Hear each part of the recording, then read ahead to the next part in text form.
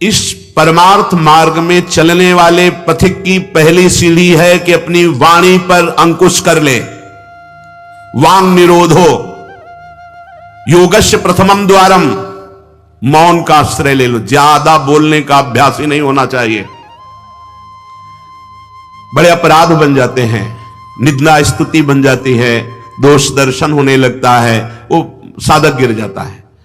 मौन का स्वभाव बनाना चाहिए। जड़ मौन यहां वृंदावन में ठीक नहीं।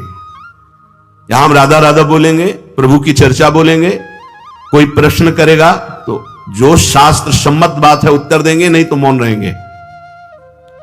प्रपंच की तरफ से पूर्ण मौन होना चाहिए। आपको पहली बार कोई खड़ा करके बात कर रहा है, समझ में आया कि इससे बात करना प्रभु को भूल जाना है, अगली बार से वो कहेगा राधे राधे, उत्तर नहीं देना।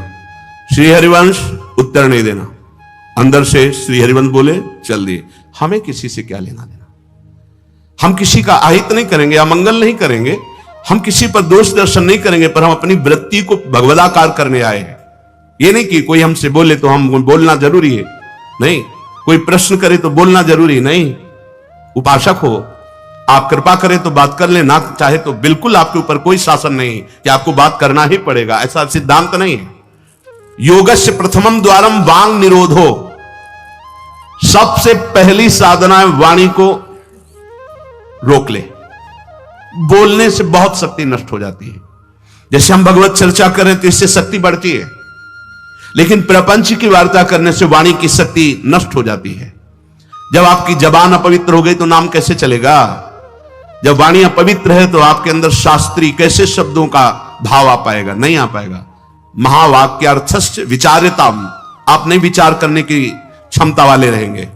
यदि आपने व्यर्थ की बातें शुरू कर दी, अश्लील भाषण बोलते, गंदी भाषा बोलते, तो आप में कभी विचार शक्ति नहीं रह जाएगी कि आप शास्त्रों के, संतों के वाक्यों का मनन करने की सामर्थ्य रखें। खो देंगे सामर्थ्य। बहुत अमृतमय वचन निकलते हैं मौन वाणी को पावन रखने वालों के, एकदम शहद में डूबे हुए वचन। इसलिए वाणी पर अंकुश कीजिए। जरूरत हो तो बोलिए, नहीं तो मौन।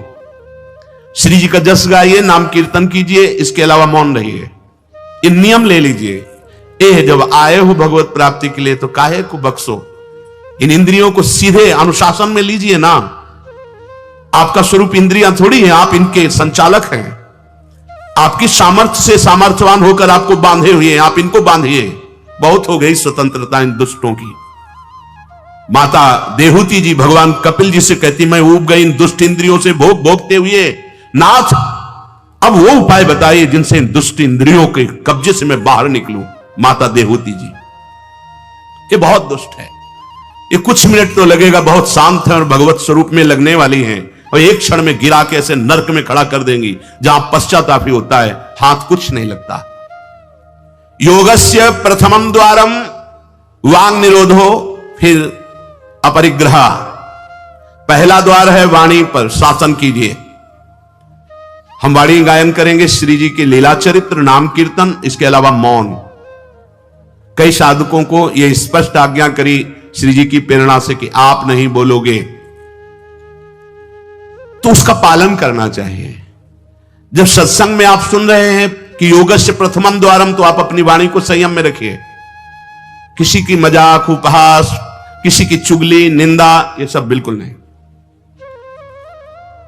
अगर आप ये सब करते रहेंगे तो निरंतर नाम नहीं चलेगा। आप सत्संग का मनन नहीं कर पाएंगे। मनन करके आप अपने आराध्य देव में स्थित नहीं हो पाएंगे। जरूरी है मौन, जरूरी है, पर विचार मौन। ये धाम है, इसलिए हम जड़ मौन की बात नहीं करते, विचार मौन। और वो मौन ही किस काम का, जो एक शब्द में हम बात कर लेते हैं, वो 5 मिनट लगाएं। जैसे कोई बात करनी, अब वो कुछ बोला, अब उसमें पूरी एकाग्रता, पूरी शक्ति नहीं, सीधे बोल दे, स्विच ऑफ कर दे, क्या चला गया। जड़ मौन के लिए फिर ना ऊ कुछ नहीं, ना लिखना, ना पढ़ना, ना कुछ, बिल्कुल बालवत परमहंस स्थिति। कोई प्रश्न नहीं, कोई उत्तर नहीं, एकदम जड़वत, जीते जी मृत, जीवन मुक्त होने के लिए। तो वो ये श्रीधाम वृंदावन है, यहां उचित नहीं, क्योंकि यहां राधा नाम स्वयं हरि रटते हैं तो हमारी जबान की सार्थकता है। राधा नाम कीर्तन करें, वाणी जी का गायन, इसके अलावा मौन रहे। दूसरा, अपरिग्रह, उतना ही स्वीकार कीजिए जिससे आपकी जीवन यात्रा चलती, इसके बाद नहीं। एक भी वस्तु एक्स्ट्रा आपके पास नहीं होनी चाहिए। क्यों होनी चाहिए? जब रोज का रोज श्री जी दे रही तो तुम्हें एकत्रित करने की जरूरत क्या है? आपको जो दिनचर्या में चाहिए बस उतना ही, इसके आगे नहीं। एक भी कंबल एक्स्ट्रा नहीं रखना होना चाहिए, एक भी वस्त्र नहीं एक्स्ट्रा नहीं होना चाहिए। जो हमारी दिनचर्या में आ रहे हैं कि 2 कॉपिन, 2 मार्किन, बनियान, स्वेटर, 1 कंबल या 2 कंबल, जिससे आपकी दिनचर्या कट रही, बस इसके अलावा आपके पास कुछ नहीं। आपकी जो दिनचर्या है, उस दिनचर्या जो प्रभु दिए हुए हैं शरीर पालन पोषण के लिए, शरीर के लिए उतनी आवश्यक है। अगर सही दिनचर्या करनी तो राइट टाइम पे आपका पहले कंबल हटना चाहिए। समय कंबल फेंक दिया दूर, अब अपनी दिनचर्या में लग जाओ। काहे को शरीर को इतना दुलार करके बबुआ बनाए हुए हो? कान के कंटूप ऐसे बांधे, मुंह में ऐसे बांधे, ऐसे क्या होना है इसको? ये जड़ शरीर है, जितना प्यार करोगे उतना ही परेशान करेगा ये। हाँ, इसको ज्यादा नहीं, आहार दे दिया, संयम नियम से स्नान ध्यान पूजा पाठ, हर समय भगवत चिंतन। ये जड़ है, अभ्यास है। यहां कौन बांधता है? कुछ 12 महीना झेलता है नहीं मस्तक का, ये सब कौन बांधता है? ऐसे अभ्यास। चलो इतने कमजोर अभ्यास के हैं तो जितना उचित वस्त्र उतना पहन लिया। अब ये नहीं कि सोमवार को हरा, मंगल को नीला और बृहस्पति को पीला, और अलग अलग दिन के अलग अलग स्वेटर, अलग अलग दिन के अलग अलग। भैया ये विलासिता नहीं। भगवत प्राप्ति करनी तो एक स्वेटर में 10-5 साल तो कट ही जाएंगे, दूसरा हम क्यों लें? एक जिपर मिल गया, उससे शरीर ढक लिया, 10-5 साल चलेगा, 2-3 महीने पहनने को होता है। हर साल नया तो भाई हमें क्या कार, हमें कहीं जाना है क्या पार्टी में? हमारी यही पार्टी, बाबा जी की पार्टी, भगवत मार्ग के पथिक है। उचित उचित बिल्कुल नहीं से बहुत। वो इसको दुलार करने का मतलब है अपना पतन करना। सच्ची मान लीजिए, इसका पतन करना। वयोवृद्ध है, रोगी शरीर, वो अलग बात है। थोड़ा तो आनंद लीजिए प्रकृति का वार सहने का। अगर शरीर रुग्ण नहीं है, जवान शरीर हो, ब्रह्मचारी हो, आग है अंदर, सहो हर प्रकृति के वार को। गर्मी सर्दी बरसात भूख प्यास, सच्चिदानंद में स्थित हो जाओ, तुम्हारा बाल बांका भी कोई नहीं कर सकता। अब मार दिन में 50 बार शीशा देखना, अब वो फंसाएगा कि नहीं फंसाएगा? चेहरा फंसाएगा ना। तिलक के सिवा दोबारा शीशा नहीं देखना चाहिए। इस देहाभिमान के राग को काटना कि पुष्ट करना है। जय बार निकले तय बार देख करके हर सेटिंग किसको दिखा रहे यार? क्या तुम किसी को लुभायमान करना चाहते हो क्या? हरि को?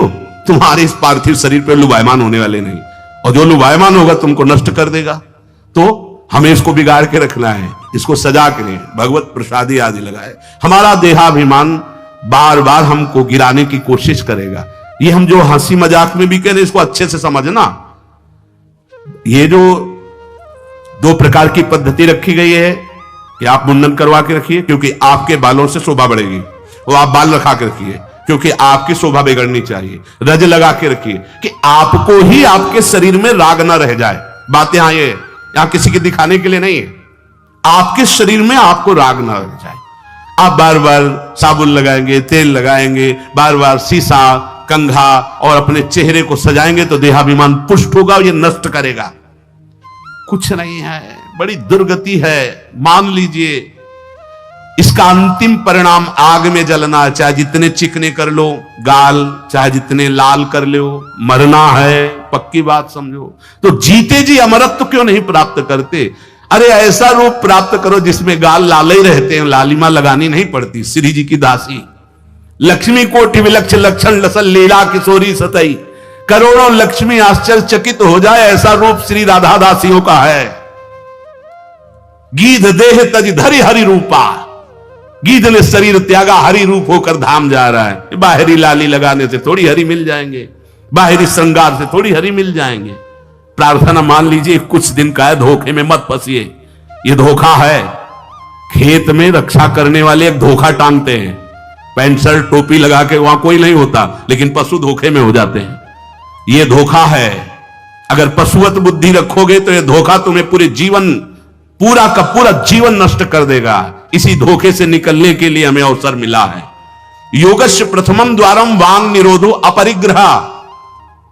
वाणी से मौन रहिए, जितनी आवश्यकता है उतना वस्त्र लीजिए। एक संत भगवान आए थे, एक मार्किन ऐसे बांधे हुए थे, साल उड़ाया तो बोले आपकी आज्ञा इसलिए ओढ़ लेते हैं।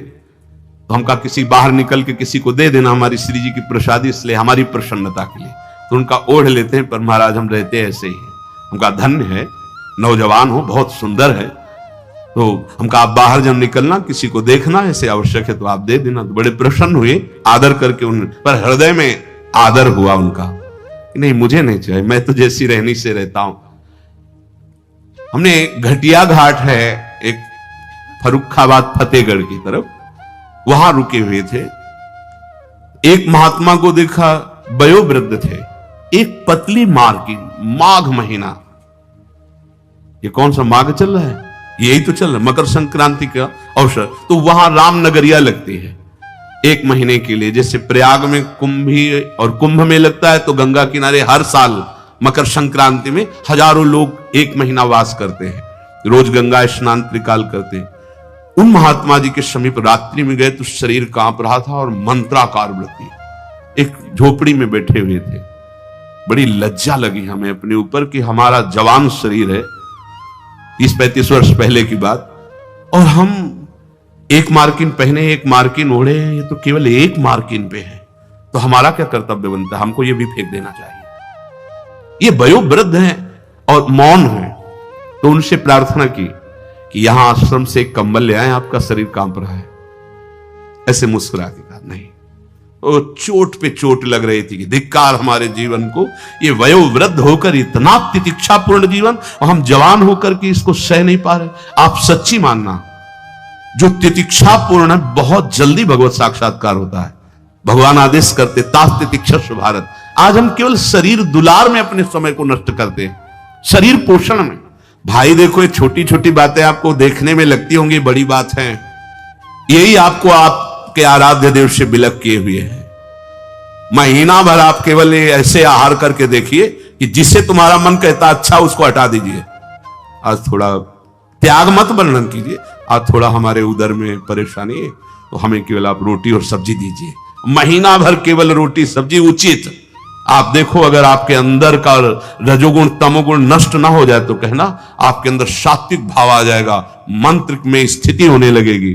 अब आप, हमने देखा है जैसे गुलाब जामुन, कचौड़ी, पकौड़ी, ये सब कहीं जैसे भिक्षान्न में मिली भी और भरपेट पा लिया, तो वो रस नहीं आया भजन में, जो एक सूखी रोटी ऐसे चबा के गंगा जल पी करके जो रस आता है ना, वो नहीं आता है।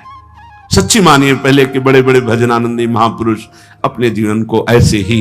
तो अपरिग्रह ये बहुत बड़ी बात है, साधक के हाथ चूक करता है। देखो, आप लोग तो इतने बढ़िया अवसर पे हैं कि आपको ना किसी से मांगना है, ना आपको अपनी कोई परवाह होनी चाहिए, क्योंकि श्री जी व्यवस्था कर रही। आपको जो वस्त्र उचित है वो ले लीजिए, जो भोजन उचित है, और अपनी सेवा और मंत्राकार वृत्ति, आपको किसी से कोई मतलब ही नहीं। आपको तो भिक्षान्न के लिए भी नहीं जाना है, अपने आप आकाश वृत्ति से प्रभु देते हैं। तो आपका रूम आपकी कुटिया है, आपकी दिनचर्या एक स्वयं की दिनचर्या है। आपके रूम में अपरिग्रह दिखाई देना चाहिए। बिछाने का, एक ओढ़ने का, जो आप जितना सहन कर सकते हैं उतना। अगर आप एक कंबल से रात काट सकते हैं तो दूसरी मत डालिए, चाहे 10,000 रखे हो, आपको क्या मतलब है? पूरी सृष्टि में सब भोग सामग्री आपके लिए है क्या? अपरिग्रह, हम जहां चूक करते हैं उसको पक्के से बांध लीजिए, अभी आनंद की धारा में आ जाओगे। वाणी को कंट्रोल, शासन, आवश्यक है तो बोलेंगे, नहीं तो मौन। दूसरा, उतना ही स्वीकार करेंगे जितने की आवश्यकता है। भगवदानुभूति के लिए एक बार तो आग लगनी चाहिए जीवन में, कि जीवन मृत तुल्य होना चाहिए। यहां जरा सा साधन बना कि पोस्टर बैनर में आ गए, प्रशंसा में आ गए, कैसे भगवत प्राप्ति होगी? अपरिग्रह। और आगे, निराशा च निरीहा च नित्य में एकांत शीतला। आशा ही परमम दुखम, नैराश्यम परमम सुखम। उपासक को किसी व्यक्ति, वस्तु, स्थान से कोई भी आशा नहीं होनी चाहिए। हाथ जोड़ के तुम्हारे कमरे में पहुंचा दिया जाएगा तुम्हें जो आवश्यक है। तुमको आके रजिस्टर में लिखने की जरूरत नहीं, तुम्हें मांगने की जरूरत नहीं है। तुम निष्ठापूर्वक ध्यान दे करके देखिए, ये देखा गया जीवन में, जिस समय जो आवश्यकता होती है हाथ जोड़कर वो आता है। कौन? जिसकी शरण में हो, समझ नहीं पाते और कहता है ये वस्तु ले लो, तो आश्चर्य होता है कि ये बात कैसे कोई जान गया कि मुझे आवश्यकता थी, मेरे शरीर को आवश्यकता थी। जितनी जो आवश्यकता उतना। इसके बाद आशा ही नहीं, निराशा हमारा परम पद में पहुंचाने वाला मार्ग है। आशा ही परमम दुखम नैराश्यम परमम सुखम।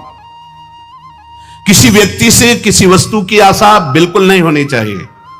तब लग जोगी जगत गुरु, जब लग रहा है निराश, जब आशा मन में भई जग गुरु जोगी दास। आशा नहीं होनी चाहिए। आशा एक ही बात की होनी चाहिए, कब की सूरी जो मिलेगी।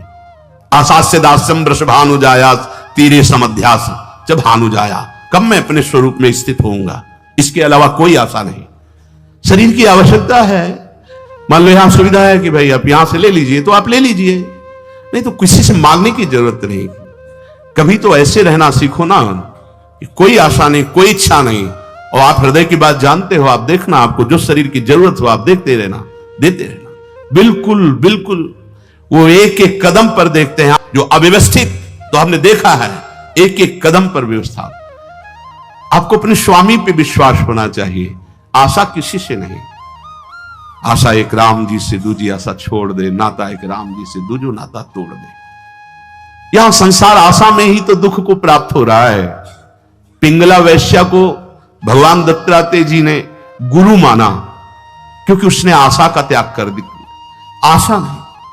अब मैं पुरुषों से आशा करती थी, परम पुरुष से आशा करूंगी, अपने आत्मस्वरूप से। आप किसी की जरूरत नहीं, मैं किसी से रमण की आशा नहीं करूंगी, एकमात्र अपने आत्मस्वरूप। उसी समय उसको गुरु मान लिया। पहला वाणी का मौन, उचित बोलो। दूसरा सामान उतनी रखो जितनी आवश्यकता हो। तीसरा किसी से आशा मत रखो। चौथा निरीह, किसी भी तरह की लोक परलोक की कोई कामना नहीं। बड़ा आनंद। अभी देखो जीवन मुक्त हो जाओगे। किसी से लोक की कोई आवश्यकता नहीं, लोक वस्तु की, और निरीह कोई कामना नहीं।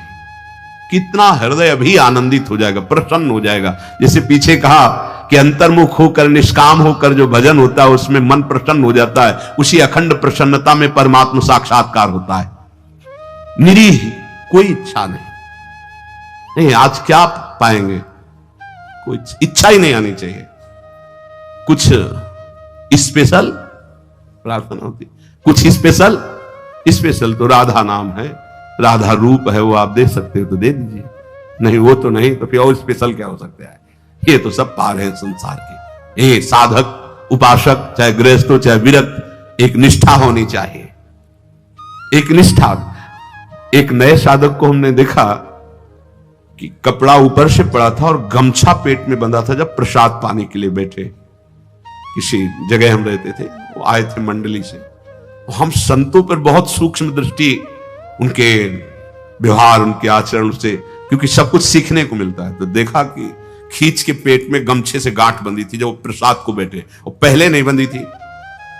तो उनके नजदीक गए और कहा, महाराज जी इसका क्या रहस्य, आप गमछा बांधे। बोले साधन में एक उचित आहार चाहिए।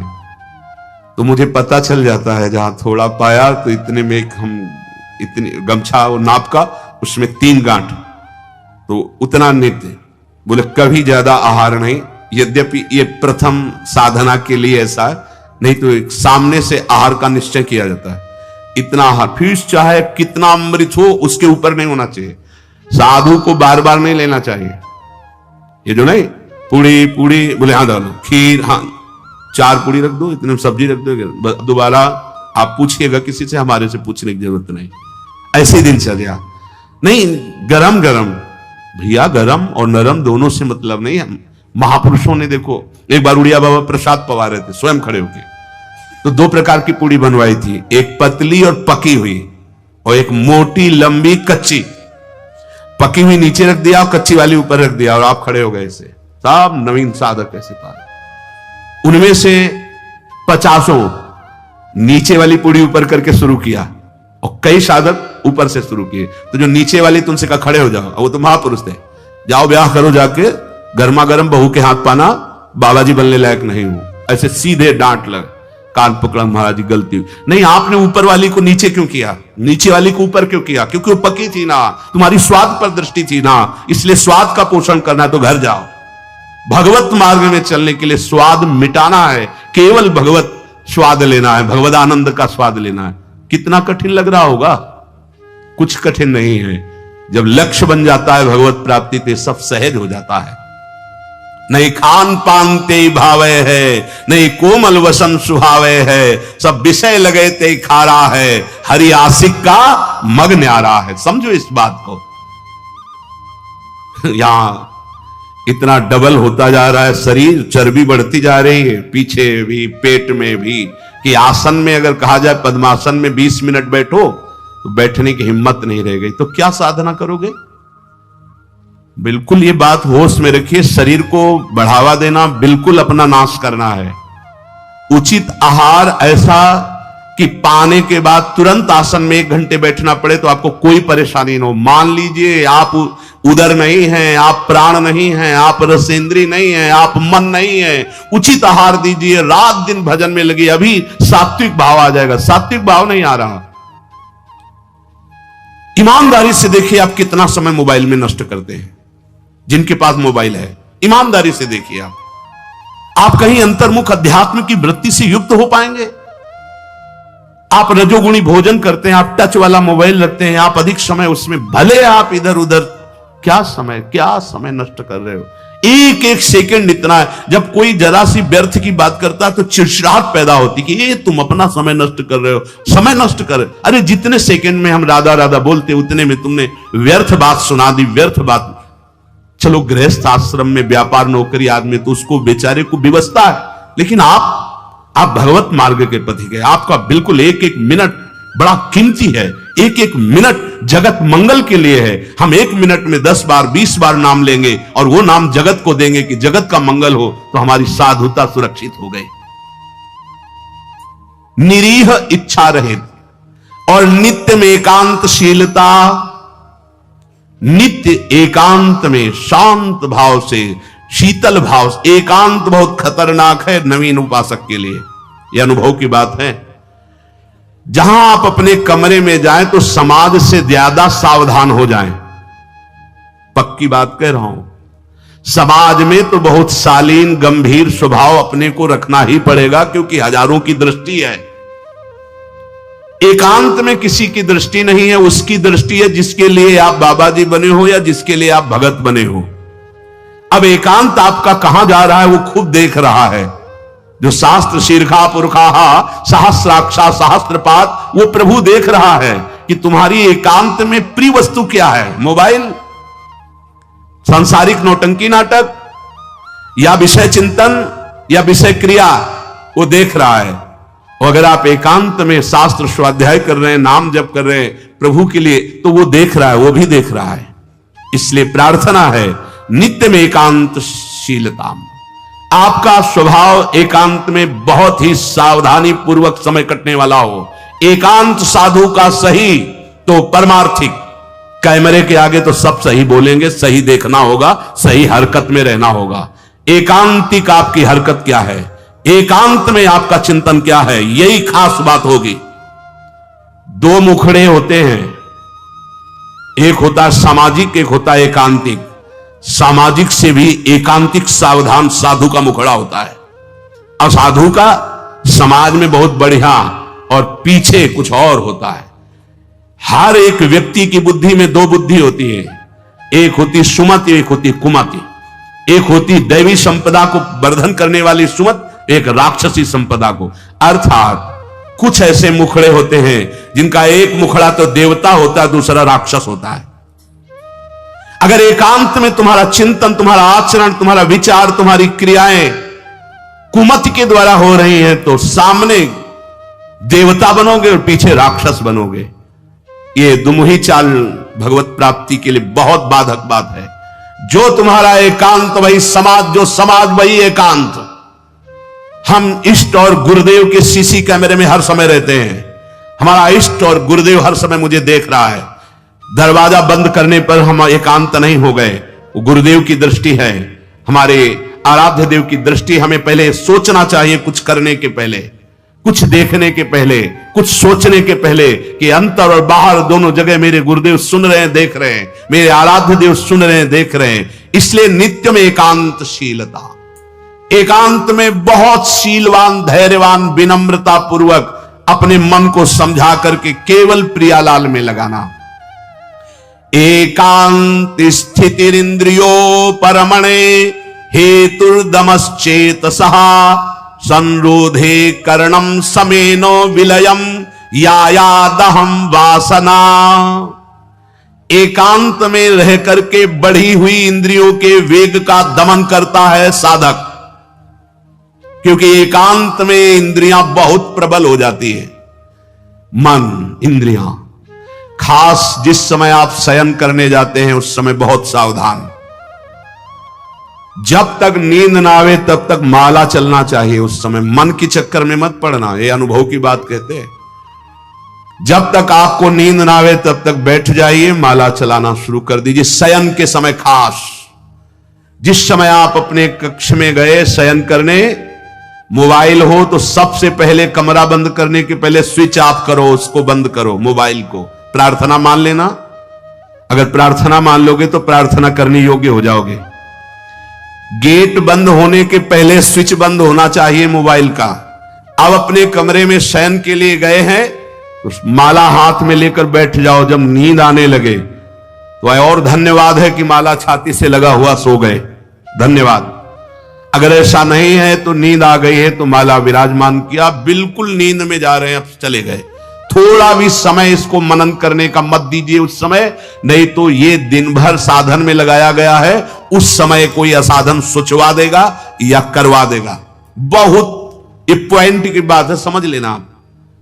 ये देखा गया है हृदय में, उसी बात को कहा गया जब साधन काल में देखा गया है, हृदय में देखा गया कि फिर मन उस समय मतवाला होता है कि अब तो पूरे दिन हम साधन ही तो की, तो 5 मिनट की मुझे छूट दे दो। लेकिन नहीं, उस समय कठोरता पूर्वक इसको साधन में, और जब नींद आ गई तो शयन करो, जब उठे तो फिर वैसी दिनचर्या प्रारंभ कर दी। तब मन भगवदाकार। एकांत स्थिर इंद्रियो परमणे हेतुर्दमश्चेतसः। एकांत में साधक अपनी इंद्रियों का दमन करे, बढ़ावा ना दे। देखो क्या साधन है। पहले दर्शन होते थे संत भगत भागवत जन, अब भी कुछ महापुरुष भी होंगे, यहां ठाकुर जी की छवि या गुरु जी की छवि, यहां से स्मार्ट मोबाइल लगा रहता है छाती में, स्मार्ट मोबाइल।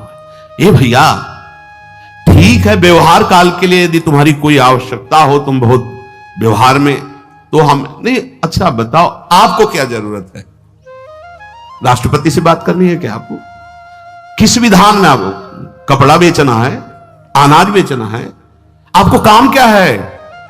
किससे बात करनी है आपको? जिनकी विशेष व्यवहारिक कोई सेवा गुरुजनों से मिली, वो तो बात उतनी ही केवल जितनी मिली है।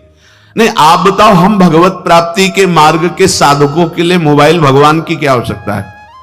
कितनी आवश्यकता है? क्यों आवश्यकता है? जैसे सिलेंडर आदि लाना है या कुछ भाई और कोई सर, तो रख लो, हम कह रहे हैं वो छोटा वाला रख लो, उससे अपना काम।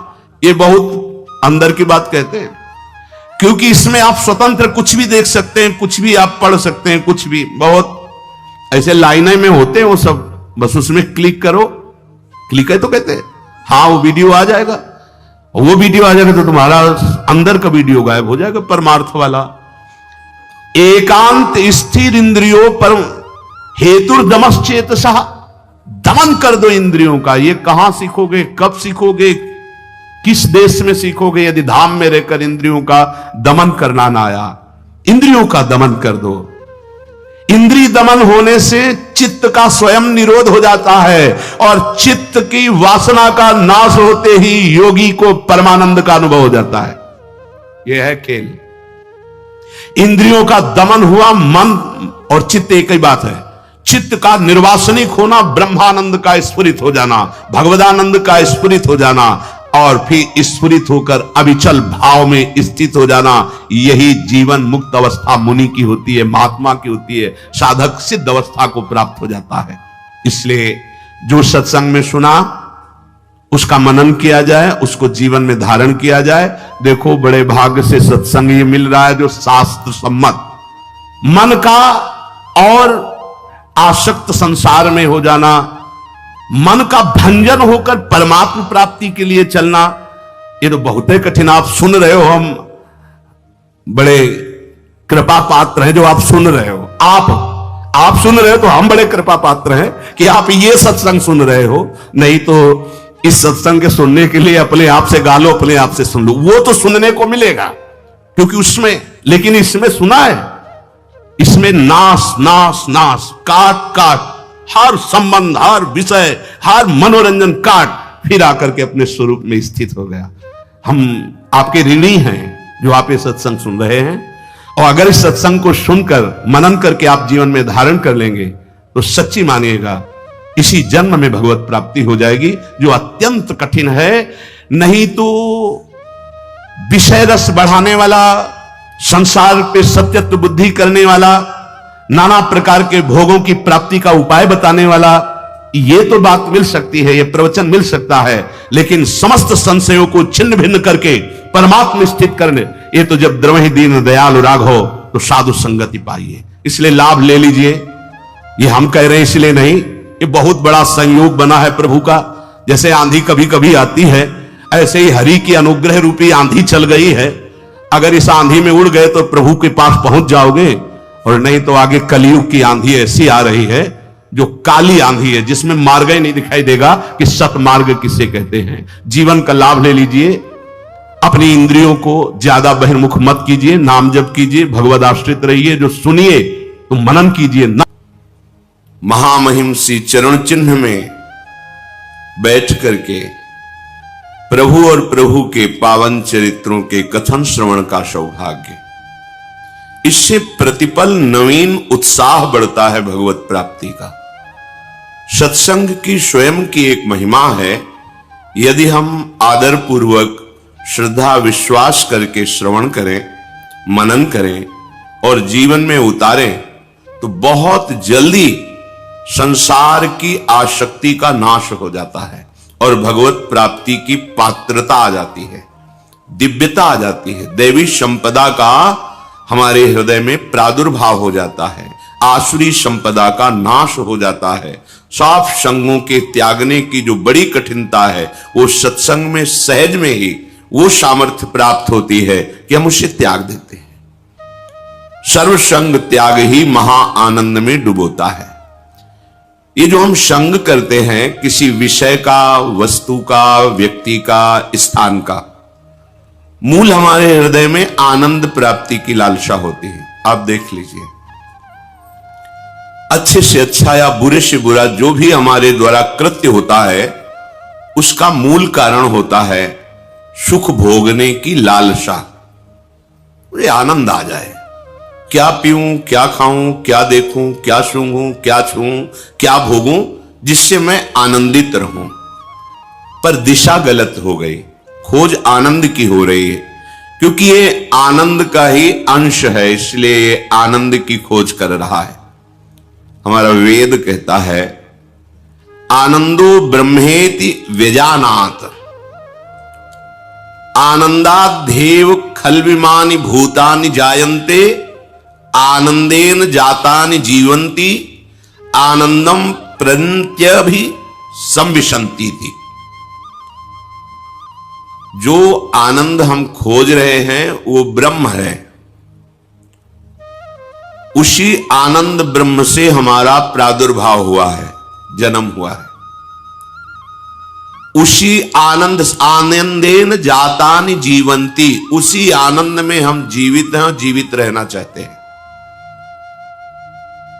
और ऐसे आनंद को प्राप्त करना चाहते हैं जहां दुख का लेश न हो। आनंदम प्रत्यभि संविशन्ति थी, प्रवेश पाना चाहते हैं ऐसे आनंद में जहां लेश मात्र भी दुख न हो।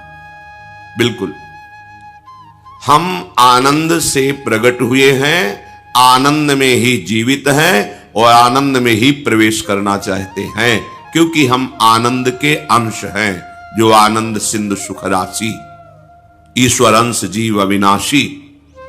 वो आनंद क्या है? यदि तत् सुकृतम, वेद कहता है, यदि तत् सुकृतम, जिसने स्वयं से अपने आप को प्रकट किया है इस जगत रूप में, वो आनंद ब्रह्म वही अपने आप में प्रकट है।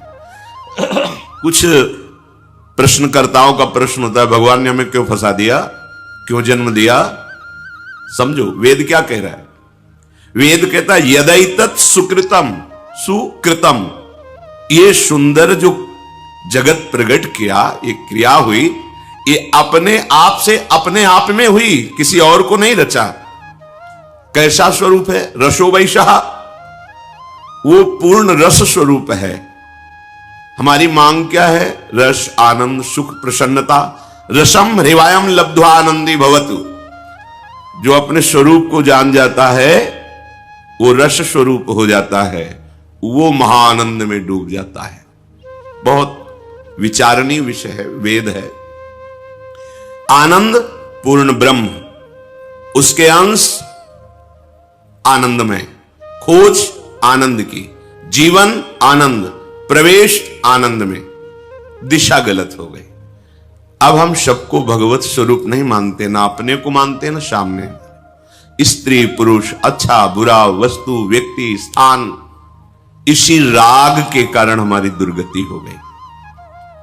आनंद जब तक हमें प्रभु नहीं मिलेंगे तब तक नहीं। देखो, जब हम ऐसे कर्म करते हैं कि आनंद का मार्ग ढक जाता है तो हमें जीना अच्छा नहीं लगता। आनंदेन जातानि जीवंती, आनंद के लिए ही हम जीते हैं। जहां लगा कि अब आनंद नहीं मिलेगा तो बस लगता है आत्महत्या कर लो, प्राण त्याग दो। क्यों? क्योंकि आनंद में जीना चाहता है।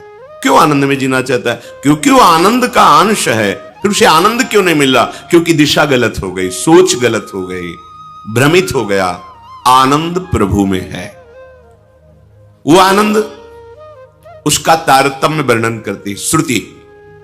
पीछे संस्कृत में कई बार इसकी चर्चा हुई, सहज में।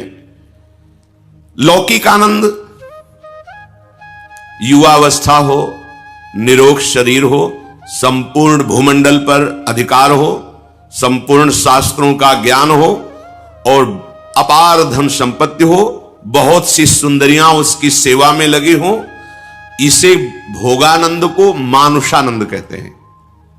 युवा शरीर है, स्वस्थ है, विद्वान है, धैर्यवान है, पूरे भूमंडल का शासक है, विशेष विशेष रत्न आभूषण सब उसके अधीन है और सुंदरियों के द्वारा, वो युवतियों के द्वारा सेवित है। इसे मानुषानंद कहते हैं। सबसे बड़ा भूमंडल का यह आनंद है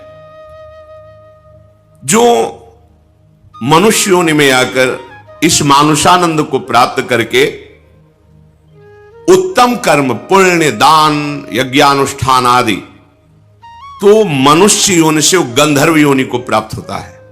भगवत प्राप्ति की बात नहीं हो रही है। गंधर्व योनि को प्राप्त हुआ जो मनुष्य है, उस मानुषानंद से 100 गुना बढ़कर उसे सुख मिलता है। उसे मानुष गंधर्व कहते हैं। ऐसे मानुष सुख से 100 गुना बड़ा सुख उस मानुष गंधर्व का है। फिर उस मानुष गंधर्व से 100 गुना सुख देव गंधर्व का है, जो जन्मजात गंधर्व पदवी प्राप्त करके प्रकट हुए हैं। देव गंधर्व, उनसे 100 गुना बढ़कर के सुख पितृलोक में है। जो हमारे पूर्वज तपस्या, दान, पुण्य, साधना किए, वो उत्तम पितृलोक में जाकर के सुख प्राप्त करते। वो देव गंधर्व से 100 गुना बढ़कर के सुख है। और जो मनुष्य यहां साधना, यज्ञ आदि बहुत करके देवता पदवी प्राप्त करता है, वो पितृलोक से 100 गुना बढ़कर के सुख प्राप्त करता है।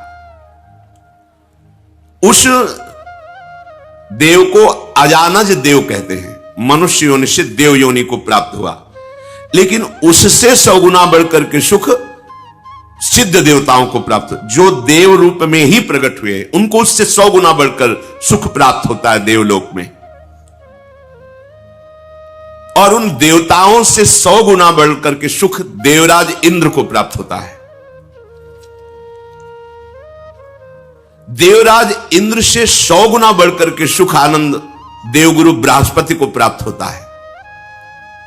बृहस्पति के सुख के 100 गुना बढ़कर के सुख प्रजापति को प्राप्त होता है, जैसे दक्ष प्रजापति पद को प्राप्त होता है। और प्रजापति से 100 गुना बढ़कर के सुख परमेष्ठी पद को, ब्रह्मा को प्राप्त होता है। और ब्रह्मा से लेकर के यहां तक जो आनंद का क्रम वर्णन किया गया, इसे सहस्त्रों गुना बढ़कर के सुख ब्रह्मानंद प्राप्त महापुरुष को, ब्रह्मानंद ज्ञान के द्वारा जो अहम ब्रह्मास्मि की सिद्धि करता है, ब्रह्मा जी से भी बढ़कर के हजारों गुना उसको सुख प्राप्त होता है। उत्तरोत्तर आनंद की अधिकता का वर्णन किया गया, विश्राम मिला जाके ब्रह्मानंद में। अब यहां वर्णन करते हैं कि ब्रह्मानंद का जो आनंद है उससे अनंत गुना बढ़कर के रसानंद है। ब्रह्मानंदो भवे देश चेत परार्ध गुणीकृता नैति भक्ति सुखाम बोधई परमाणु तुलामपि। ये मनगढ़ंत बात नहीं, वेद का वर्णन है, वैदिक सिद्धांत का। ब्रह्मानंद की जो संख्या मानुष सुख से शुरू हुई और ब्रह्मा तक पहुंची, उससे हजारों गुना बढ़कर सुख उस ब्रह्मानंद को प्राप्त महापुरुष को, जो उसको सुख प्राप्त है, एक के ऊपर 17 शून्य लगावे उसे परार्ध कहते हैं। एक लिखा और 17 शून्य लगा दे, उस संख्या को परार्ध कहते हैं। इस परार्ध से उस ब्रह्मानंद का गुणा किया जाए, वो भी भक्ति के प्रेम सुख के कण के बराबर नहीं है। ये देखो, ओहो, तो हम कह सकते हैं कि ब्रह्मानंद से अनंत गुना सुख प्रेमानंद में है। ऐसे प्रेम की प्राप्ति के लिए हमें मनुष्य शरीर मिला है। सोचो, आप कितनी मूढ़ता धारण करते हैं, इतने महासुख को एक क्षुद्र विषय में छोड़ देते हैं, त्याग देते हैं। आप क्या हैं? आपको किस पंक्ति में खड़ा किया गया है? आप अपने भाग्य की सराहना नहीं कर सकते? अहो भाग्य लाडली, आज आपने प्रेम मार्ग में मुझे चलने का सौभाग्य दिया। आप जानते हो, आपको जो मिला है इसके लिए ब्रह्मा जी भी तरसते हैं।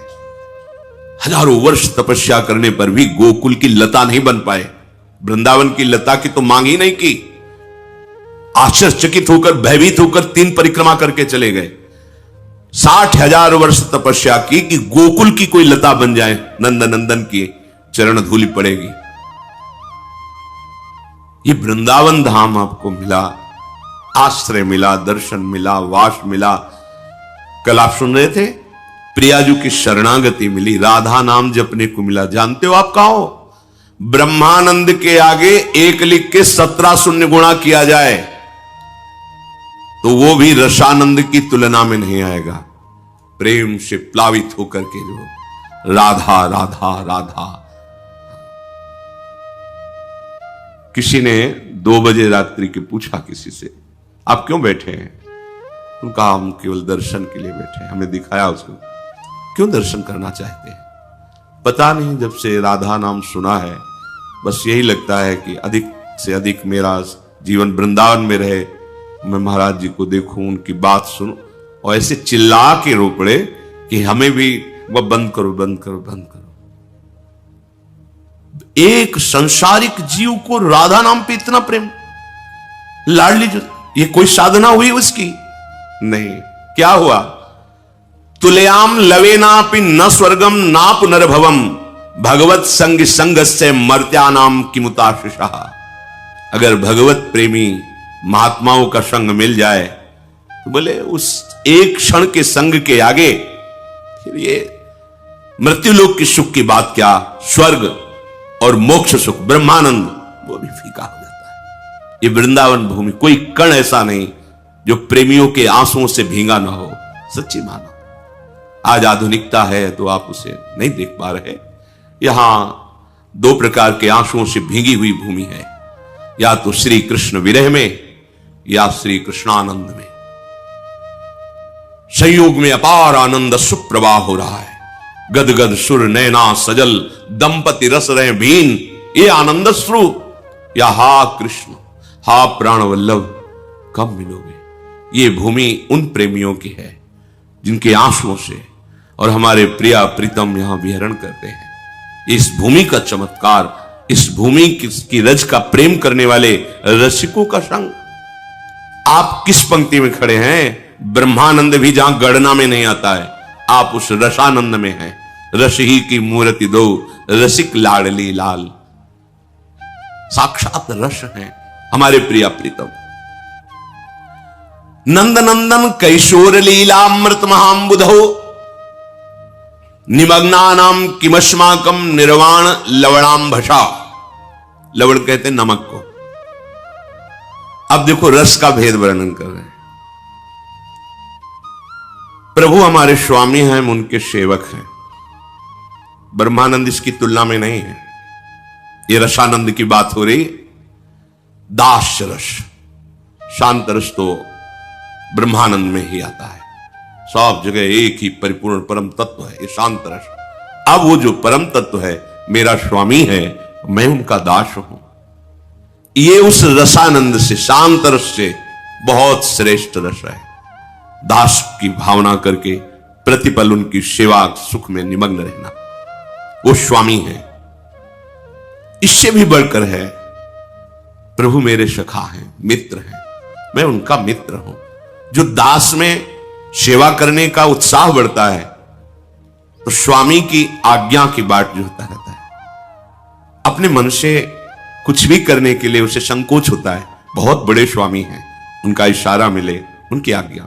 लेकिन सखा को ऐसा नहीं है। स्वामी आंतरिक तो, क्योंकि मूल तो दास भाव है तो रहता ही है, पर उसको खेलने में, हंसने में, विनोद करने में कोई संकोच नहीं होता। वो समान भाव, मित्र भाव, समान भाव रहता है। यार तू मेरा सब होगा सबके लिए भगवान, लेकिन मेरा तो तू कान्हा है ना। वरुण लोक से जब भगवान की महिमा देखकर नंद बाबा आए, सबसे वर्णन किया तो सखाओं ने भगवान है, कान्हा तू भगवान है यार। भगवान से कैसे कहे? कान्हा तो भगवान है यार। यार कैसा भगवान होता है, दिखाओ हमको। हमने तो सुना है बैकुंठ में भगवान रहता है, तू बैकुंठ में रहता है। जब बैकुंठ की महिमा देखी, नहीं चाहिए मुझे ऐसा भगवान, मेरे लिए कन्हैया ही का, मुझे ये नहीं भगवान। ए रुको, जय विजय सब पार्षद, सौंदर्य मणि भगवान महाईश्वर लक्ष्मी चरण, हमें नहीं चाहिए, हमारा वो कन्हैया का हमें नहीं चाहिए, हमें वापस करो। लिपट गए, कन्हैया मुझे भगवान नहीं चाहिए, मुझे तू चाहिए। हम तेरे साथ खेल सकते हैं, तेरे से लड़ सकते हैं, तेरे से प्यार कर, मुझे ऐसा भगवान नहीं चाहिए जहां इतनी अदब, इतना सख्य भाव, समान भाव, महासुख। कोई छोटी मोटी बात नहीं, पर ब्रह्म परमात्मा तत्व से सख्य भाव रखना। मेरा दोस्त है, मेरा यार है, मेरा मित्र है, मेरा प्राण है। वात्सल्य, नंद नंदन आनंद कंद भगवान मेरे पुत्र हैं, महान सख्य भाव से भी ऊपर।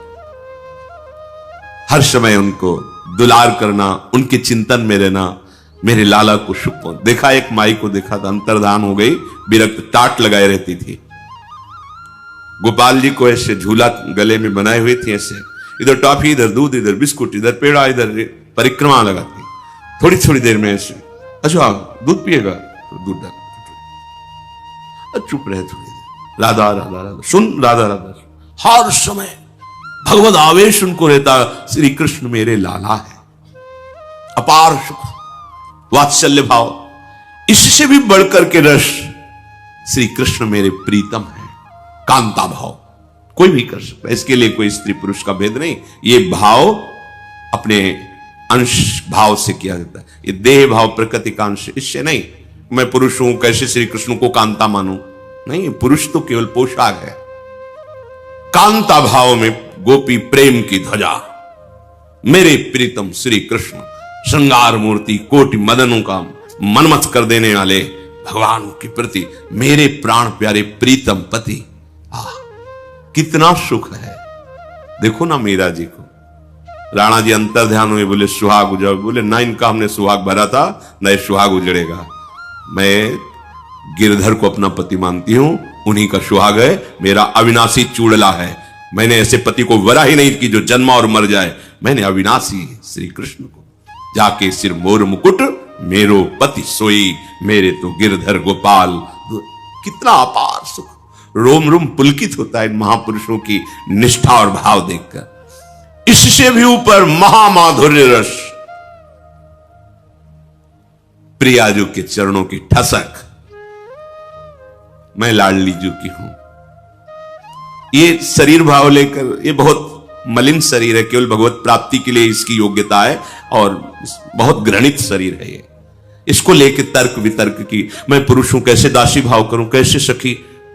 जो ऐसे प्रभु की जिनके प्रति कांता भाव तक की उपासना का वर्णन किया गया, वो प्रभु जिन हमारी प्यारी जू के प्रेम रस में मतवाले रहते हैं, राधा राधा जाहि श्याम मुरली में टेरत, राधा राधा राधा राधा राधा, वो हमारी स्वामिनी है। स्वामिनी होते हुए हमारी प्रिय सखी है। जैसे सखी से कोई संकोच होता है क्या? जैसे अपनी प्रिय सखी से कोई संकोच थोड़ी, तो हमारी स्वामिनी भी है, हमारी प्रिय सखी भी है। हास परिहास रस, अद्भुत अद्भुत। एक सेकेंड के लिए भी ना प्रिया प्रीतम में कभी बिछो होता है, ना सहचरी और प्रिया प्रीतम में एक सेकेंड रही न सकत पल पलकन अंतर, जैसे जल में भी, जल से मछली को जैसे नयनन मग है पान कर, आठों पहर एक सेकेंड के लिए न प्रिया प्रीतम में और न प्रिया प्रीतम से सहचरियों में अपार सुख की वर्षा होती है। वो हमें मार्ग मिला है। हम अधिकारी इस सुख के, मानुष सुख से लेकर ब्रह्मा सुख से लेकर ब्रह्मानंद, ब्रह्मानंद से लेकर ये रस भाव की चरम अवस्था। पर हालत क्या है? हम चंद रुपए के लिए, चंद भोगों के लिए इस महासुख प्रदान करने वाले मार्ग को, प्रिया प्रीतम को ऐसे छोड़ देते हैं। इससे बड़ी मूढ़ता और क्या होगी? कहीं ओस के चाटने से जन्म जन्म की प्यास बुझेगी? नहीं। आपको जो सुख मिला इसको समझिए। बार बार इसीलिए हम इसे सुनाते हैं कि अपने लोग समझें। अहोभाग्य तो तब है जब सर्वस्व का भाव त्याग कर लाडली में लग जाएं। चलो चलो का तात्पर्य, यदि आप नहीं त्याग सकते तो पकड़ तो सकते हैं ना। हम नहीं कहते त्यागने की तरफ, हम पकड़ने की तरफ कहते हैं। केवल राधा नाम पकड़ लो। मेरी बात, मेरी प्रार्थना मान लीजिए। कितना मन आनंदित हुआ देखो सुन के। या छोड़ने की कोई बात नहीं, छोड़ने की बात में अभी पसीना आ जाएगा जब सब छोड़ने की बात आएगी। छोड़ना कोई खेल तमाशा नहीं। गोपीजनों से कह रहे हैं भगवान श्री कृष्ण, जिन गृहस्थ की मोह ममता की बेड़ियों को बड़े बड़े योगी नहीं काट पाते, उस गृहस्थ में रहते हुए तुमने मोह ममता का किंचित बंधन स्वीकार नहीं किया और मेरे से प्रेम किया। मैं जन्म जन्म तुम्हारा ऋणी हूं। भगवान बोले, 20 वर्ष बाहर रहने पर भी हृदय का राग बना रहता है, ये मेरे, ये मेरे, ये मेरे। चलो बनाए रखो सब मेरे मेरे। एक काम कर लो, जितना तुम प्रपंच लादे हो अपने दिमाग में, बुद्धि में, उसमें एक महामहिम बात और लाद दो, राधा राधा राधा। अब हमारा जीवन ये राधा नाम के आधार पर जिएगा। हम नीच हैं, पापी हैं, अपवित्र हैं, जो भी बोलो हैं, पर अब राधा नाम नहीं छोड़ सकते। जब बुराइयां नहीं छोड़ पाए तो इसको क्यों छोड़ेंगे? हम नहीं छोड़ेंगे। जब अपने मार्ग में चले ना तो हमको भगवान ने प्रतिकूलता ही दी। यहीं पड़ोस हमारे कमरे की बिजली काट दी गई। क्यों? ईर्ष्या इतनी प्रबल। जानते हो कितना आनंद होता था? थोड़ी देर पसीना से लथपथ, फिर पूरा शरीर शीतल। ना ऊपर छत में जाना, ना कोई यंत्र, और कोई अगर वो एक छोटा सा पंखा ऊपर लगा था आश्रम की व्यवस्था से, तो भगवान की कृपा से जहां से हमारे कमरे का कनेक्शन था बिजली काट दी। पूरी गर्मी, सर्दी, बरसात सीधे प्रकृति का वार हो।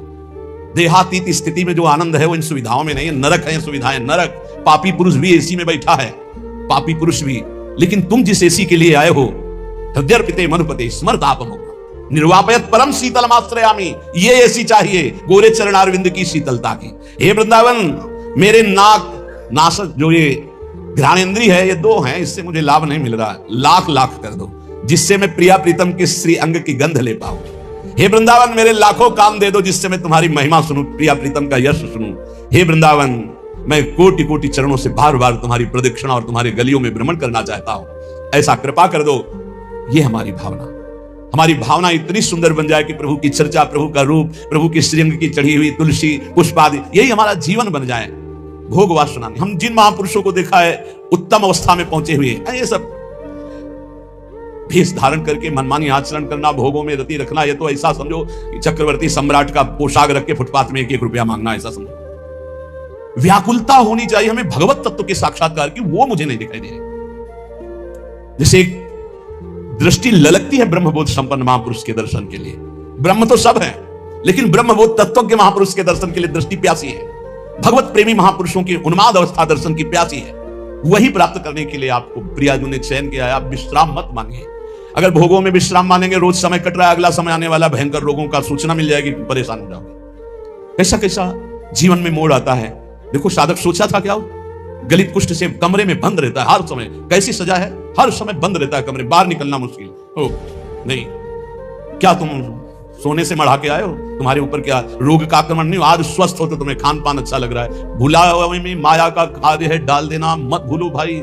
ऐसी ऊंचाई में पहुंच जाओ कि तुम्हें दुख कोई छू ना पाए। यहां कोई भी किसी तरह से सुखी नहीं है। इसका नाम दुखालय, मृत्यु लोक है। आप लोग तो समझ जाओ, आप लोग तो उठो इस भाव से।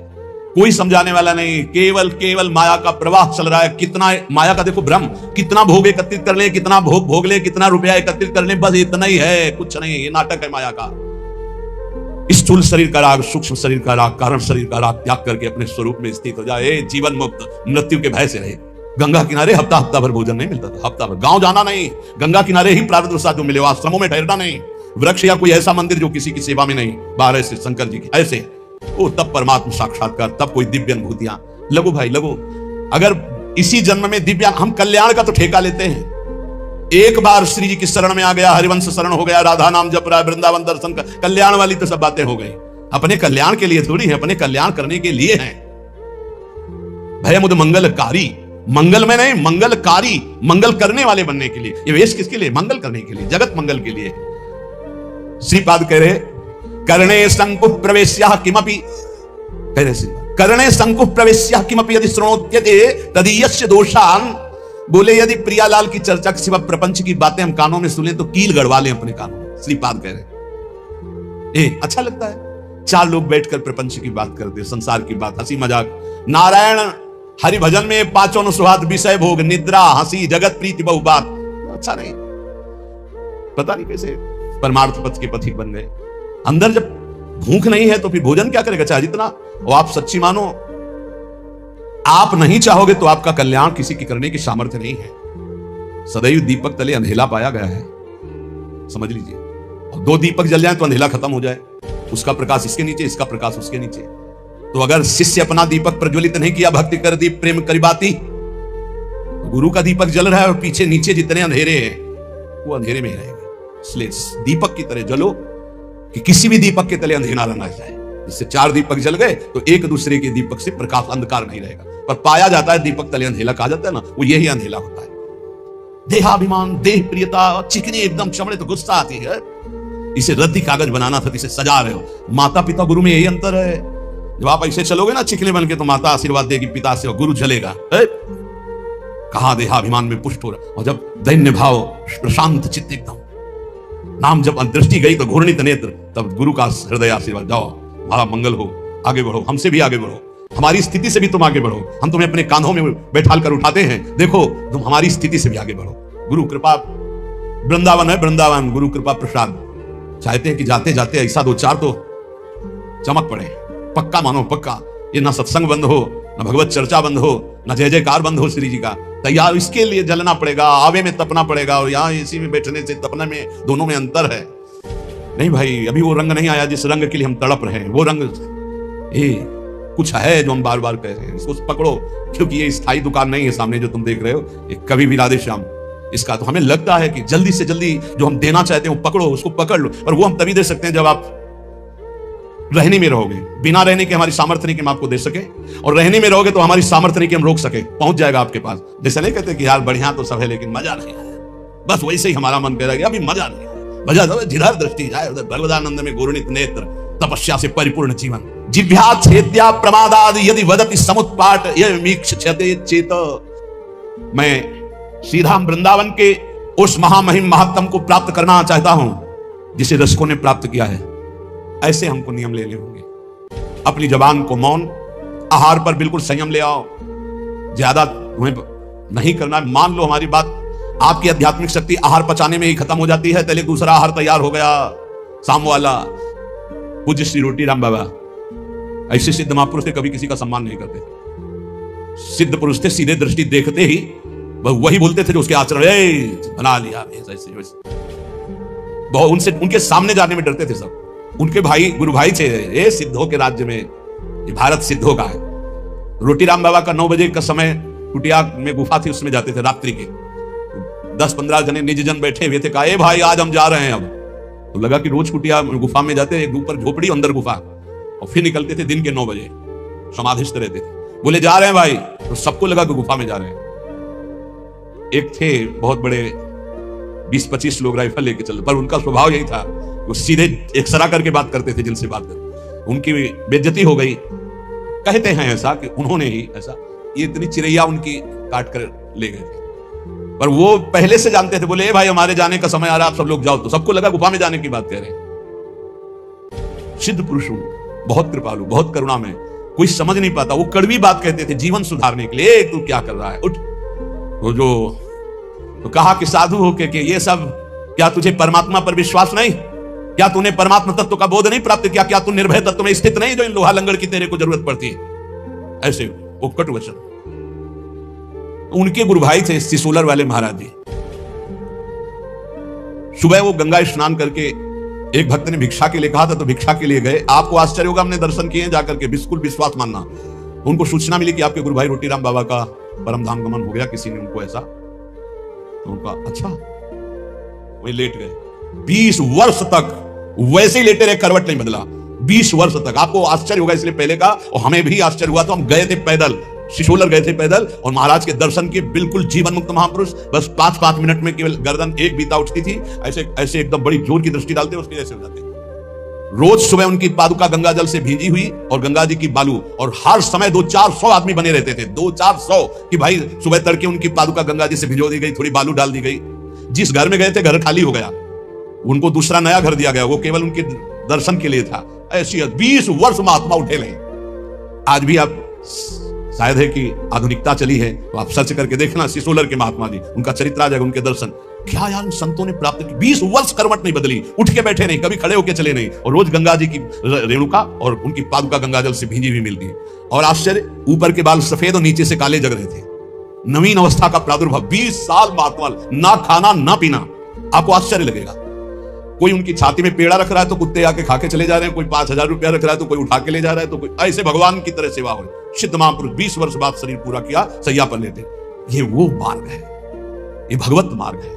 यार दिव्यता नहीं प्राप्त करोगे तो साधुता का मतलब क्या रह गया? श्रीपाद प्रबोधानंद जी महाराज कह रहे हैं, वृंदावन गुण वृंदान्यनिशम मंदानुरागेण। 6 महीने में ध्रुव जी ने परम पद प्राप्त किया, जो ब्रह्मा जी को भी प्राप्त नहीं है। ब्रह्मा का परमेष्ठी पद है, और कहां? मथुरा में। और आप कहां है? वृंदावन में। मथुरा और वृंदावन में बहुत अंतर है। क्या अंतर है? मथुरा में भगवान की उपस्थिति मानी गई है, और वृंदावन में भगवान की सेवकाई मानी गई, प्रियाजू की उपस्थिति है, प्रेम स्वरूपा प्रियाजू। यहां अधीनता, जो महावर रचना कर रहे हैं श्री जी के चरणों में, वहां तो भगवान का ऐश्वर्य, चतुर्भुज महामहिम भगवान, और यहां प्रेम स्वरूप। यहां तो सिद्ध भूमि, यहां बहुत जल्दी भगवदानंद की प्राप्ति हो जाए। लेकिन हमसे अपराध ऐसे होते रहते हैं, त्रुटियां होती रहती है कि हम भगवदानंद की अनुभूति नहीं कर पा रहे।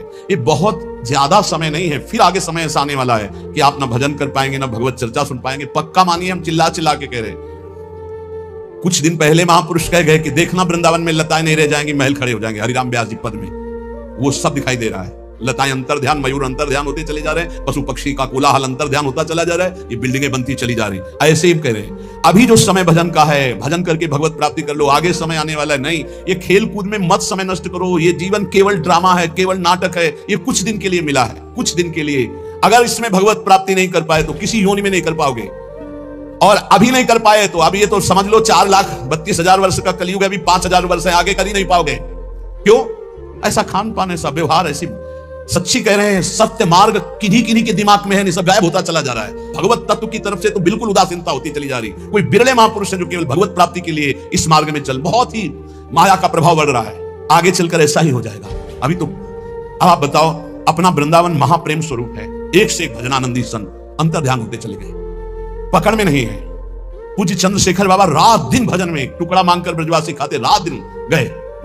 एक एक लाख आदमी गीता जी का उपदेश सुनकर के शांति को प्राप्त होता। पूज्य श्री स्वामी रामचंद्र अंतर ध्यान, जिनकी कलम से देश विदेश में लाखों भगवत प्राप्त हुए और होते रहेंगे। पूज्य भाई जी चले गए। बड़े बड़े जो महापुरुष इस जगत के कल्याण को सब अंतर ध्यान होते हैं। आज अपने बीच में सत्संग का अभाव समझो, ये चल रहा है तो चल रहा है। सत्संग जो सीधे भगवत प्राप्ति करनी, मनोरंजन करना, तालियां बजाना, ये वो इस तरह से संसार का भोगों का संग्रह करना बहानेबाजी से, कि आज ये प्रसंग है, इतने ये दान करो, वो दान करो, आज ये कन्या दान करो, आज ये दान करो, लेकिन सीधे मन का भंजन करके स्वरूप बोध प्राप्त करो। इसके लिए जो सत्संग बहुत दुर्लभ बात है। अभी जो आपको मिल रहा है उसका लाभ ले लो। खान पान पर संयम करो, सोना कम करो, बोलना बंद करो, हंसी मजाक बंद करो, नाम जप करो। अगर आपको लगता है कि मनोरंजन के बिना जीवन नहीं चलता, तो इस संसार के हीरो हीरोइनों से तुम मनोरंजन सीखना चाहते हो, प्रिया प्रीतम से मनोरंजन, जहां कोटि कंदर्प दमनीय रूप है, जिनकी मंद मुस्कान के लिए बड़े बड़े ब्रह्म ऋषि तड़पते हैं, उनके साथ हमारा, उनका नाम है जनमन रंजन। वो अपने भक्तों का मनोरंजन करते हैं। प्रिया, हमारे मन का रंजन है प्रिया प्रीतम, हमारे मन का रंजन है कीर्तन, हमारे मन का रंजन है भगवत लीला कथा। तुम संसारी आदमी नहीं हो, तुम भागवतिक पथ के अनुगामी हो, इसलिए चलो। इसलिए हमारी प्रार्थना है, उन्नति प्राप्त करो, अध्यात्म उन्नति प्राप्त करो। कुछ नहीं है, ये संग्रह परिग्रह भोगने की वासना का त्याग कर दो। नहीं, ये रोज हमारा चिल्लाना कोई लाभ नहीं दे पाएगा। लाभ तभी होगा जब पहले तुम बदलो। जब हम तुम बदलेंगे तब हम हजारों को बदल सकते हैं, पक्का विश्वास करो। अगर हम तुम तेजो में नहीं होंगे तो हम परास्त हो जाएंगे। ये माया परास्त कर देगी। काम, क्रोध, लोभ, मोह, मद, मत्सर, एकदम घुन्न शुंड बनो, एकदम पागल जैसे बनो। अपनी चित्त वृत्ति को निरंतर भगवदाकार में रखो। ये जितनी बाह्य सेवा, इनका फल है आंतरिक भजन। इनसे तृप्त मत हो। शरीर पवित्र होता है बाह्य सेवा करने से, मन पवित्र होता है भगवत चिंतन से, और स्वयं की अनुभूति होने से सब पवित्र हो जाता है। स्वयं से बढ़कर कोई तीर्थ त्रिभुवन में नहीं है। आत्म तीर्थ से बढ़कर कोई तीर्थ, जिसे आत्मबोध हो गया वो सब परम पवित्र हो जाता है। इसलिए भाई, हमारी हाथ जोड़कर सबसे प्रार्थना है, आज का सत्संग इसी पे केवल गया है। आप अपने कल्याण की चिंता तो छोड़ दीजिए। आपको जो ये मानव देह मिला है, ये परम हित के लिए मिला है, अध्यात्म की दिव्य अनुभूतियों के लिए मिला। कल्याण बहुत छोटी चीज है, आप उसको ना गौर की। कल्याण तो हो गया जीवन भर वैश्यागामी रहा, जीवन भर वैश्यागामी रहा। एक बार पुत्र के बहाने बुलाया नारायण तो उसका कल्याण हो गया। तुम जानबूझ के राधा बोलते तुम्हारा कल्याण नहीं हो जाएगा। लेकिन हमें इस पर नहीं टिके रहना। हमें खुद अनुभूतियां चाहिए, दिव्यानुभूति। जैसे ये महापुरुष दिव्य लीला देख रहे हैं, बड़े बड़े रसिक जन दिव्य लीला, तो हम क्यों नहीं देख सकते? हम क्यों नहीं दिव्य लीला में प्रवेश? हम कल्याण को लेकर बैठे रहे, हम दिव्यानुभूति, हम क्यों नहीं काम विजयी हो सकते? हम क्यों नहीं क्रोध विजयी हो सकते? हम क्यों नहीं हम विजयी हो सकते? हमको ये देखना है। कल्याण तो हो गया है, कल्याण के विषय में तो हम वादा करते हैं, राधा राधा बोलते हो, कल्याण पक्का है। लेकिन इतने से हमें नहीं टिक जाना। हमें दिव्यानुभूतियों में, जिसमें हमारे गुरुजन, जिसमें महापुरुष, वहां तक पहुंचना है। तो हमें साथ दीजिए, आप लोग तैयार होइए। ये शरीर पोषण हमारा लक्ष्य नहीं है, हमारा लक्ष्य स्वरूप में स्थित होना, हमारा लक्ष्य भगवदानंद। बहुत धोखा है, बहुत धोखा। जो अपने शरीर के पोषण में रहकर के केवल आनंदित है कि बढ़िया खाने पीने को मिलता है, रहने को मिलता है, चाहे गृहस्थ हो चाहे विरक्त, बढ़िया दुल्हन मिल गई, बढ़िया लड़का बच्चा हो रहे हैं, ये कोई खास बात नहीं। बहुत बार दुल्हन मिल चुकी, बहुत बार संसार का खेल हो चुका है। एक बार नित्य दूल्हा दुल्हन मिले, प्रिया प्रीतम, एक बार इनको देखना है। ऐसे देखना जैसे हम आपको देख रहे हैं। ऐसे मिलते हैं, ऐसे नहीं मिलते ध्यान में केवल मिल गए, ऐसे मिलते हैं। हम इसे ही मिलन समझते हैं और छूते हैं, स्पर्श करते हैं, गले लगाते हैं, बात करते हैं, संभाषण करते हैं। हमें ऐसा भगवत साक्षात्कार चाहिए। कल्याण तो हो गया, हिसाब में तो कोई कमी नहीं होगी। तुम एक बार राधा वृंदावन में बोल दियो, एक बार वृंदावन आ गए हो, तुम्हारी दुर्गति नहीं होगी। लेकिन इतने से हमें क्या होना? हमारा लक्ष्य है प्रिया प्रीतम का साक्षात्कार करना, ऐसे साक्षात्कार करना। खूब नाम जप करो, भगवदाश्रित रहो, आहार कम करो, सोना कम करो, बोलना बंद करो। अगर परमार्थ के मार्ग में चलना है तो प्रपंच की बातें सुनना बंद करो। श्री प्रबोधानंद पाद, भगवत ऋषि जी, गुरुजन, बड़े बड़े महापुरुष, आचार्य चरण इन्हीं बातों पर ज्यादा जोर दे रहे। रसना कटो जो अन्न रटो, निरखियन फुटो नयन, श्रवण फुटो जो अन्न सुनो, श्री राधा जस बहन। हमें थोड़ी तो यार निष्ठा धारण करनी चाहिए। जो मिला खा लिया, जो मिला सुन लिया, जो मिला देख लिया, जो मिला भोग लिया, यार ये प्रपंच नहीं, ये सब दिखावा, ऐसे कुछ नहीं होने वाला। कल जैसे एक प्रश्नकर्ता ने कहा, वो कोई चौपाई बताओ, कोई मंत्र बताओ, कोई नाम बताओ, दुख मिट जाए। धोखे में रहना बिल्कुल नहीं है। क्यों? तुम कितनी चौपाई जपोगे, कितना मंत्र जपोगे? यहाँ बचपन से लगे कितनी फेल हो गई है, कितना? तुम धोखे में तुम्हें नहीं डालना चाहते। भगवान के बाप को दुख भोगना पड़ा है। वसुदेव जी ऐसे बंधे हैं, देवकी जी ऐसे बंधी है। वहां कौन रहा है? जगत उद्धार करने वाला। इसका नाम दुखालय है, इसका नाम मृत्यु लोक है। संपूर्ण दुख की जड़ को ही मार दो कि दोबारा जन्म ना हो। इसके लिए भजन करो, इसके लिए भजन। ये ना सोचो कि तुम्हें कोई चौपाई मिल जाए, कोई दोहा मिल जाए, कोई ये मिल जाए कि तुम उसको 10-20 बार जप लोगे, दुखों से मुक्त हो जाओगे। तुम 2-4 चौपाई दोहा की बात करते हो। यहां बाल्यावस्था में जब निकले थे ना, तो सुबह तड़के से बैठ जाते थे दीपक जला के, और 12-1 बजे तक बाल कांड, अयोध्या कांड एक साथ पूरा। समझते हो? सुबह से जब गायत्री अनुष्ठान मिला, 108 मुट्ठा कुसा की यहाँ, कुसा की 35, ब्राह्मण के घर जन्म हुआ था, मूंज की मेखला और खड़े होकर गायत्री, दोनों किडनी फेल है। कर्मों का भोग अवश्य में भोक्तव्यम कृतम कर्म शुभाशुभम, ये भजन होता है, साधना होती जड़ मिटाने के लिए। अब अगला जन्म नहीं होगा, अनंत जन्मों का हिसाब किताब बराबर अब जा रहे हैं श्री जी के पास, श्री जी के पास जाना है। इसके लिए हमारे पास प्रश्न करो, हमारे पास प्रश्न न करना कि हमारा जुखाम कैसे खत्म हो जाए, हमारा दुख कैसे खत्म हो जाए। नहीं खत्म होगा। भगवान अवतरित हुए, सुबेदार तिलक होना है और सामय के 14 वर्ष का वनवास निश्चित हो गया, नंगे पैर विशेष उदासी भेष। तुम क्या चीज हो? तुम क्या चीज हो? भगवान का सुबह राज्याभिषेक होना, महान विपत्ति, दशरथ जी का मरण, महान सौभाग्यवती कौशल्या जी का सौभाग्य उजड़ जाना, अखिल लोक चूड़ामणि को नंगे पैर वनवास में विचरण। तुम क्या हो? तुम तो जीव हो, कर्म के अधीन हो। वो परमात्मा आया है। अगर छुप करके बाण बाली को मारा तो कृष्ण अवतार में अपने श्री चरण में बाण मरवाया और फिर अंतर ध्यान में अवश्य में भोक्तव्यम कृतम कर्म शुभाशुभम। नहीं बचोगे दुखों से। दुखों से ऊंचाई पर उठ जाओ। क्या भजन करके अध्यात्म की ऐसी ऊंचाई? इस शरीर में दुख है और आप भगवद आनंद में मगन हो। ये चुटपुट 2-4 चौपाई और 2-4 माला से माया पर विजय नहीं प्राप्त कर लोगे। रात दिन निरंतर भजन करो, उसका फल मांगो कि हमें भगवत साक्षात्कार हो जाए, तब दुख की जड़ नष्ट हो जाएगी। दुख की जड़ है आवागमन, दुख की जड़ है अविद्या, दुख की जड़ है शरीराभिमान, इसका नाश हो जाए। हमारे पास कोई औषधि नहीं है भाई, तुम्हारे चुट्टपुट्ट वाली औषधि नहीं, सीधे औषधि है। जड़ से वृक्ष को उखाड़ के फेंक दो, इस संसार वृक्ष को, तुम्हें कभी दुख स्वप्न में नहीं आएगा। तुम्हारे शरीर में इस जन्म में दुख आएगा, लेकिन तुम ऊपर उठ जाओगे, दुख तुम्हें छू नहीं पाएगा। इसकी दवा है, इसकी दवा नहीं। इसीलिए हम एक दिन का सुना होगा सत्संग, यहां बोले थे कि है कोई, तुम लोगों को बहुत ड्रामे पर और नौटंकी नाटक पर विश्वास है कि वो कलावा बांधे, वो जंतुर बांधे, वो छूछा कर दे, करे आके छूछा। है त्रिभुवन में कोई? आओ, हमारे प्रियालाल से बढ़कर हो तुम, जिनकी हम शरण में हैं, उन्होंने विधान किया है तो तुम विधान में टाल दोगे? आओ, बोलो छू जाओ, नीचे करो, आओ, डायलिसिस खत्म, बढ़िया है, करो, आओ भाई। हमारी प्रार्थना है अवश्य में भोक्तव्यम कृतम कर्म शुभाशुभम, तैयार हो जाओ अपने पाप कर्म को भोगने के लिए। तो बोले तुम फिर भजन किस बात का करवाते हो? तुम्हारे को आग लगेगी लेकिन छुएगी नहीं, आग चंदन से भी शीतल हो जाएगी, इसके लिए भजन करवा रहे हैं। इसके लिए नहीं करवा रहे कि तुम्हारी आग नहीं लगेगी। तुमने आग लगाई है तो तुम्हारी आग तो लगेगी, पर अब तुम्हें हम ऐसी ऊंचाई पर पहुंचाएंगे कि आंच नहीं लगेगी। ये वादा है। तुम्हारा पाप कर्म तुम्हारे शरीर को बाधित करेगा, लेकिन तुम नाम जप के आनंद में ऐसे ऊपर उठ जाओगे कि तुम्हें वो क्लेश नहीं दे पाएगा। सच्चाई का मार्ग सुन लो, ना कोई पैदा हुआ है ना कोई पैदा होगा कि तुम्हारे दुखों को मिटा दे। कान खोल के सुन लो।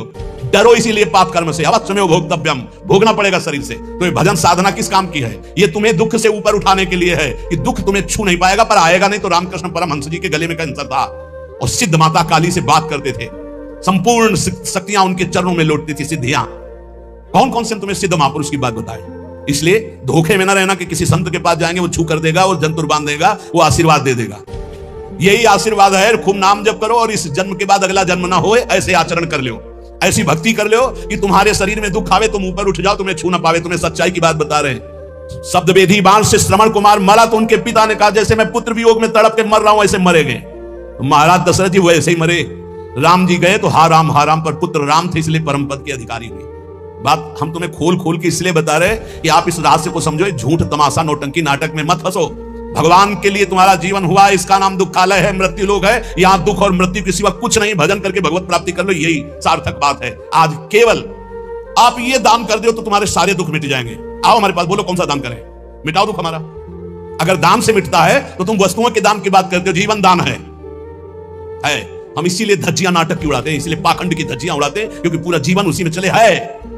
बोले तुम मिटा लेते अपना, तुम्हारा भजन था इसका, तो इसके मिटाने के लिए भजन नहीं था, जिसके मिटाने के लिए भजन था वो मिट चुका है। और उसी के बल से हम गर्जना कर रहे हैं। ये बनी है एक साइड में, कोई इनसे फर्क नहीं। वही हम सिखाना चाहते हैं, वही पवाना चाहते हैं। वही पालो जिसके पाने के बाद कुछ पाना बाकी नहीं, जिसके जानने के बाद कुछ जानना बाकी नहीं रहेगा। सदा सदा के लिए आनंद में निमग्न हो जाओगे, कोई दुख नहीं रहेगा। इसलिए प्यारे, प्रमाद मत करो, इधर उधर मत भटको, खान पान में मत फंसो, भोग विलासिता में मत फंसो। प्रियालाल के चरणों का आश्रय लेकर निरंतर भजन करते हुए भगवत प्राप्ति कर लो। यही जीवन का सार है, यही महामहिमा है। नहीं न जाने कितने भगवान के अवतार हो गए, आचार्यों के अवतार हो गए, हमारी दुर्गति नहीं बंद हुई। हमारी दुर्गति नहीं बंद हुई। आज भी कितने भगवत प्राप्त महात्मा, हमारी दुर्गति नहीं बंद हुई। तो हमको भजन करना पड़ेगा।